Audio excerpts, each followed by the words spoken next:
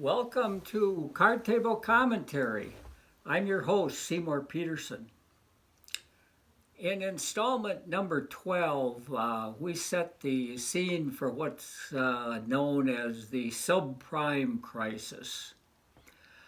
The economy had frozen up, investment markets had ceased to function. People were scared, consumers were scared.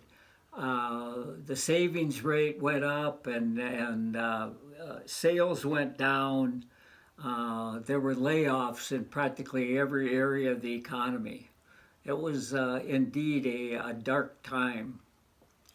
And it was going to be up to Ben Bernanke, the chairman of the Federal Reserve, Hank Paulson, the Secretary of the Treasury, and Congress to try to figure out how to get out of this mess.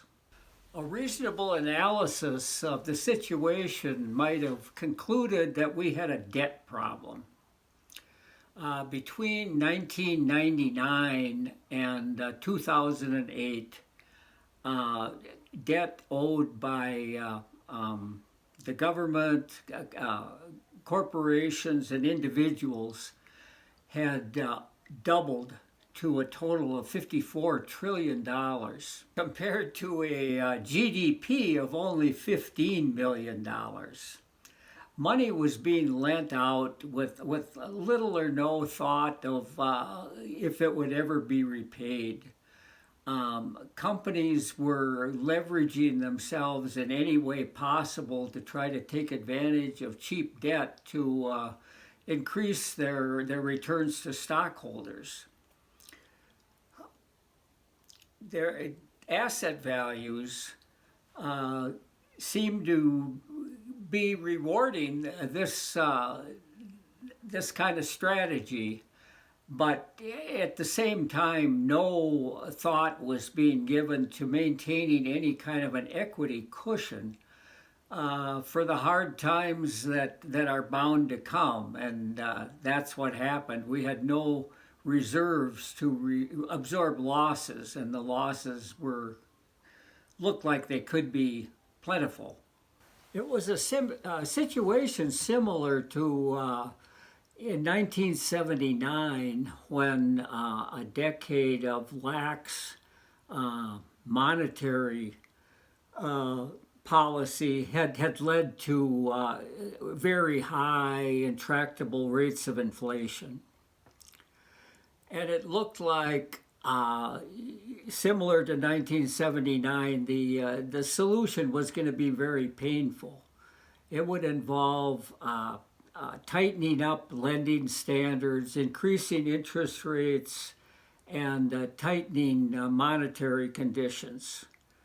It would be sure to result in bankruptcies, a slowdown in the economy, an economic contraction that nobody wanted to see. But without going that far, it's doubtful that the excesses that had built up in the economy could have been wrung out of it, and expectations changed so that we could go forward.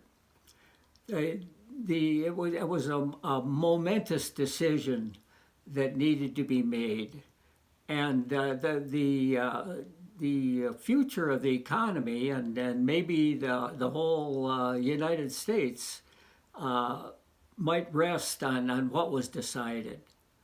It seems to me that it was a time when we needed somebody like Paul Volcker, the former Federal Reserve Chairman, that would step in and do the right thing, even without being concerned about the consequences. Instead of Paul Volcker, what we got was Ben and Hank. And they were two dyed-in-the-wool Keynesians who believed that with enough more debt and enough more government intervention, this whole sordid episode in our economic history could be paved over and that we could go on to a new era of prosperity under new rules. Once this decision had been made, all the old rules that we used to operate under went out the window.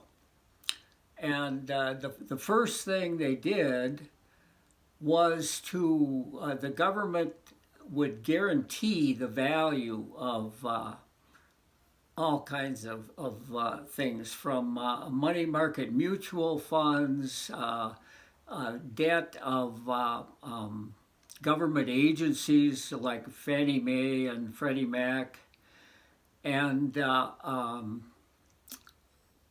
even to repurchase agreements, a little known bank financing mechanism that amounts to a lot of money. And in total, this amount of the guarantees that were passed out were worth between 10 and 15 trillion dollars.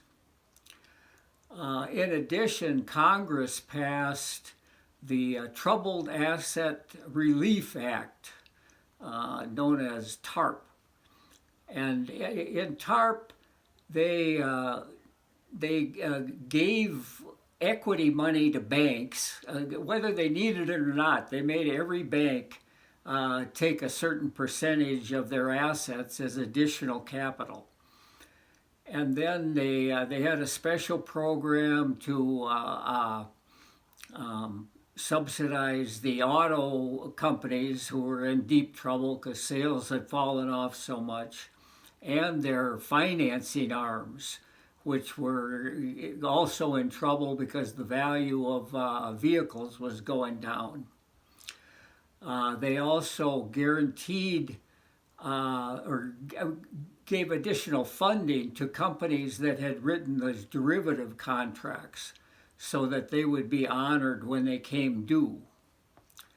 They followed a policy of coercing banks, strong banks that had healthy balance sheets, to take over banks that had been overextended and had been involved in a lot of these real estate problems. They also extended to investment banks the same privilege that real banks have to borrow from the Federal Reserve. This was all part of the program to try to restore confidence. That's basically what we were doing at this point. Basically, the backstop that the Federal Reserve seemed to be offering overextended companies, and that such companies had been taking advantage of since the 90s, was now put down in writing, made official government policy. The concepts of too big to fail and too leveraged to fail were now part of our economic policy. In the next installment, we'll look at how serious the subprime crisis really was, and how the way it was handled gave rise to quantitative easing and inevitably the death of the dollar.